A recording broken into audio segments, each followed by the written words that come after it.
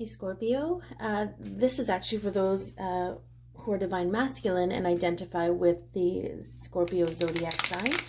So the divine masculine could be sun sign, moon sign, rising sign, or Venus sign. Okay, you could be a divine feminine watching because your masculine is a Scorpio and one of those. I do tend to read for the divine feminine.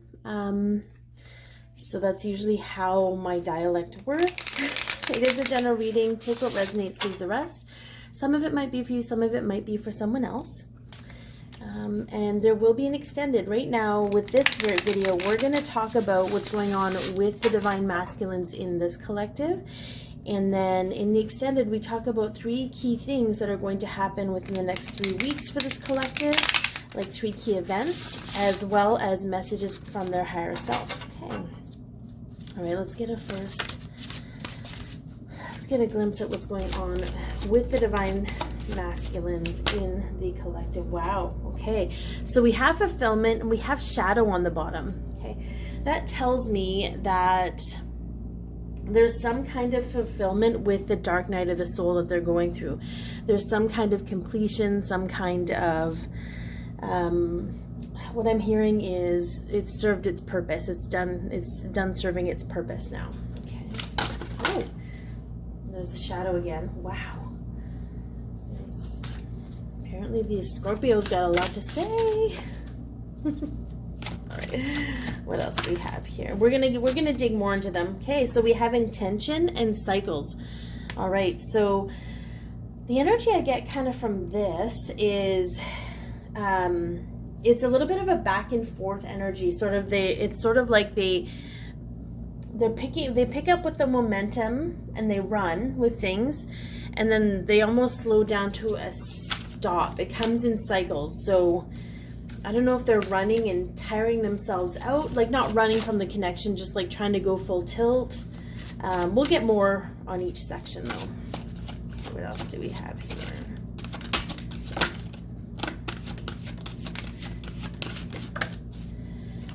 Okay, fertility and respect. Okay, very interesting. Okay, that kind of tells me that something's going to come into fruition into the physical because we have Pentacle here. Okay, so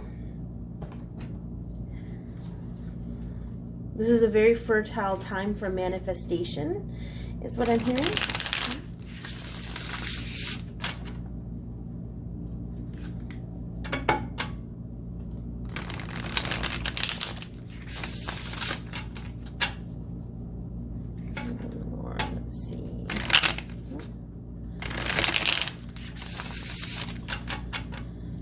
Let's see what we have with this fulfillment here. Ooh. Okay, so judgment. Yeah, we definitely have spiritual awakening here.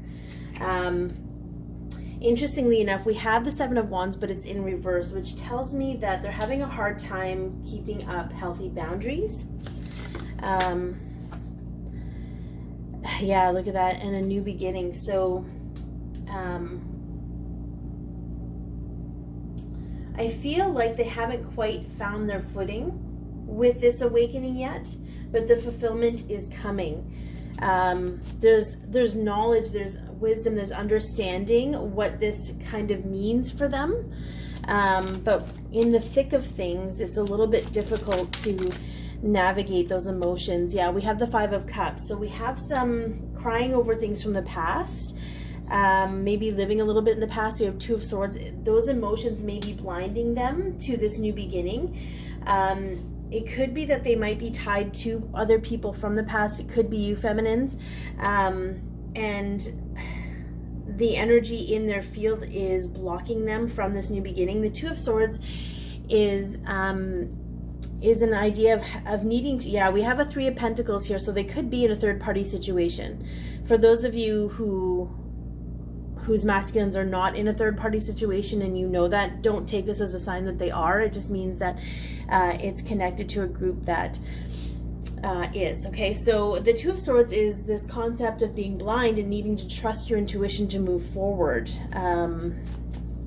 But the mental thoughts that are driven by these emotions are making it difficult. And that's kind of also symbolic of the dark night of the soul with that shadow card that showed up earlier. Okay. Yeah. Yeah, so we do have some karmic balancing. We have the Justice card that just popped up, okay? So know that everything is going exactly how it's meant to go. And even though it doesn't look all that promising right now, know that we have the Fool here and the Judgment card here, and they're more powerful, okay, and the Justice card than the other cards that are kind of creating this unknown, okay, and imbalance, okay? Let's take a look at the intentions. All right, so we have the Three of Wands, but it's in reverse. It kind of tells me that they're not really sure what they want for the future. Like they're a little bit confused about that, and that's okay. Okay, yeah, look at that, emotional confusion. It's okay because even though they're confused about it and they don't know what they want, that means they're open to possibilities. They're open to things that maybe they never thought were possible, okay? Yeah, we have the Chariot. Okay, so until they start actually driving their own chariot, they're being driven by other things, their emotions, their fears. Okay, the Five of Swords, trying to determine what battle to pick. Eight of Pentacles, but wanting to get to work on that. So I feel like that's kind of the intention, where it comes in cycles, where it's like, oh yeah, I'm gonna race towards this and this is what I want, but I'm so emotionally confused. I'm so confused about it. Maybe I don't want it, right? So there's some work that needs to be done around what their intentions are and what they truly want. But it's coming to the forefront. Yeah, we have some attachments here, right? We have some attachments. I'm hearing ego attachments. So it's like, until they can figure out what they truly want, okay, it's in the forefront. It's coming up for them to decide that. They're going to be kind of in this state of flux. With the Devil being here, this is codependency and attachment to me. There could be some addictions. There could be some coping with a third-party situation showing up, because we had the Three of Pentacles for some. Okay, so third party in a karmic situation could be relationship, could be work, could be parents. Okay, having to navigate all of those, because those relationships, I feel, are driving them right now, because that's the conditioning of their ego. Okay, that's how it's something they were conditioned with being raised. All right, so let's take a look at fertility and respect. Okay, but it's something in the physical. Okay, let's see what's going on with this group of Scorpios here. Okay, yeah, so we have the Three of Pentacles, we have the High Priestess. Okay, so something, the High Priestess often represents the divine feminine's higher self to me, but in this particular case, I'm hearing something is not quite right, okay, with this third party situation. There's something being hidden, something being kept, okay? Maybe it's this, there's I'm getting secrets, and yeah, we have Five of Wands. So there's a lot of inner conflict, because it's almost like on an intuitive level, these masculines are aware that something's not right with their karmic. Something's being hidden from them, something that's not respectful, something that's but their head is like, no, they wouldn't do that. Okay, so there's some kind of secrecy here with their third party situation that they're dealing with. Okay, yeah, we have Temperance here. Okay, so they're needing balance. They're needing to heal. Yeah, look at that. We have the Ace of Cups. They're needing to go within for love instead of looking for it without. Okay. And then the Ten of Cups. That's going to lead them to their happiness. So what I'm getting from this, with all these cards out here, okay, and then we have the Page of Pentacles on the bottom. What I'm getting from this is they're recognizing that, what I got is like as long as, it's almost like they're recognizing that as long as they're expecting their karmic or whoever and trying to find love and approval, because that can apply to parents and work as well, outside of themselves, they're never going to get to this place of love and true happiness for themselves and have this happy family and have this happy life. So there's a lot of inner conflict. There's a lot of inner battles happening. For some of them, there is some secrecy on the karmic's behalf, but understand, okay, something's coming to fruition, something's coming to light, something's birthing for them, a new concept. And just keep in mind that as much as bad as that is, okay, it's actually showing up for them so that they can release this karma, so that they can, you know, close the karmic cycle, because they'll hang on and hang on and hang on until they can't anymore. Okay. All right, let's see what else we have.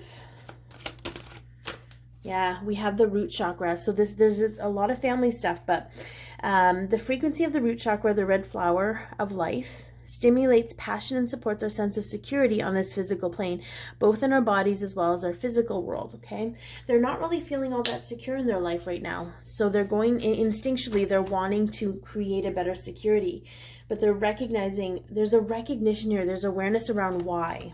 Okay. And then miracle.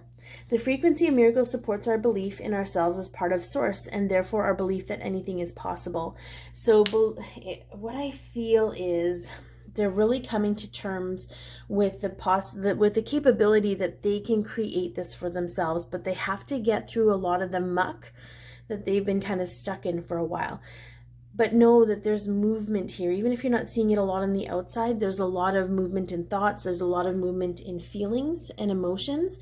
So you will see shifts and changes, okay? In some capacity, whether you communicate with your divine masculine or not. So we're going to move into the extended, and we're going to look at 3 key things that are going to happen for the next 3 weeks with this group of masculines, as well as messages for their divine feminines from their higher selves. Thank you so much for tuning in. Be your peace, love yourself, share your light, and have an amazing day.